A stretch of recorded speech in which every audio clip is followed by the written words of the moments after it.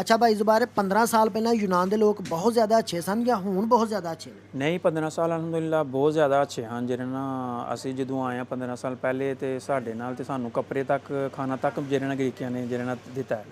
ਤੇ ਹੁਣ ਜਿਹੜੇ ਨਾ ਹਾਲਾਤ ਬਹੁਤ ਖਰਾਬ ਨੇ, ਹੋਣ ਤੇ ਬਿਲਕੁਲ ਸਾਨੂੰ ਚੰਗਾ ਨਹੀਂ ਸਮਝਦੇ। ਹੁਣ ਕਿਉਂ ਹਾਲਾਤ ਖਰਾਬ ਹੋਏ ਨੇ? ਇਹ ਸਾਡੇ ਜਿਹੜੇ ਨਾ ਆਏ ਦਿਨ ਲੜਾਈਆਂ ਝਗੜੇ ਕੋਈ ਇਹੋ ਜਿਹੀਆਂ ਤਸਵੀਰਾਂ ਵੀਡੀਓ ਚੜ੍ਹਦੀਆਂ ਨੇ ਤੇ ਜਿਹੜੇ ਨਾ ਉਹਦੀ ਵਜ੍ਹਾ ਨਾਲ ਸਾਨੂੰ ਚੰਗਾ ਨਹੀਂ ਸਮਝਦੇ ਹਨ।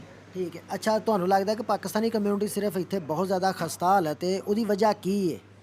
ਦੇਖੋ ਜਿਹੜੇ ਨਾ ਅਸੀਂ ਅਗਰ ਬਾਹਰ ਨਿਕਲਨੇ ਆ ਜ਼ਿਆਦਾ ਤੇ ਹੋਰ ਉਹਨਾਂ ਦੀ ਨਜ਼ਰਾਂ ਦੇ ਵਿੱਚ ਆ ਜਾਂਦੇ ਹਾਂ, ਕਿਉਂਕਿ ਸਾਡਾ ਮੁਲਕ ਤੇ ਪਾਕਿਸਤਾਨ ਹੈ। ਜਿਹੜੇ ਨਾ ਸਾਨੂੰ ਸਗੋਂ ਇੱਥੇ ਆ ਕੇ ਆਪਣੇ ਕੰਮ ਵੱਲ ਧਿਆਨ ਦੇਣਾ ਚਾਹੀਦਾ ਤੇ ਕੋਈ ਇਹੋ ਜਿਹਾ ਕੰਮ ਨਹੀਂ ਕਰਨਾ ਚਾਹੀਦਾ ਕਿ ਅਸੀਂ ਉਹਨਾਂ ਦੀ ਨਜ਼ਰਾਂ ਦੇ ਵਿੱਚ ਆਈਏ। ਯਾਨੀ ਜਲਸੇ ਜੁਲੂਸਾਂ 'ਚ ਬਚਣਾ ਚਾਹੀਦਾ ਹੈ। ਜੀ ਜੀ, ਇਹਨਾਂ ਤੋਂ ਜਿਹੜੇ ਨਾਲ ਬਚਣਾ ਚਾਹੀਦਾ। ਅਗਰ ਜਿੰਨੇ ਅਸੀਂ ਬਾਹਰ ਨਿਕਲਾਂਗੇ ਉਨੇ ਜ਼ਿਆਦਾ ਇਹਨਾਂ ਦੀ ਨਜ਼ਰਾਂ 'ਚ ਅੱਛਾ ਪਾਕਿਸਤਾਨ ਤੁਸੀਂ ਕਿਸੇ ਸਿਆਸੀ ਜਮਾਤ ਨੂੰ ਸਪੋਰਟ ਕਰਦੇ ਹੋ? ਪਾਕਿਸਤਾਨ ਨੂੰ ਮੈਂ ਜਿਹੜਾ ਨਾਲ ਸਪੋਰਟ ਕਰਨਾ। ਪਾਕਿਸਤਾਨ ਮੇਰਾ ਮੁਲਕ ਹੈ, ਅਲਹਮਦੁਲਿਲਾ ਉੱਥੇ ਹੀ ਜਾਣਾ ਹੈ ਐਂਡ ਤੇ ਜਿਹੜਾ ਨਾਲ।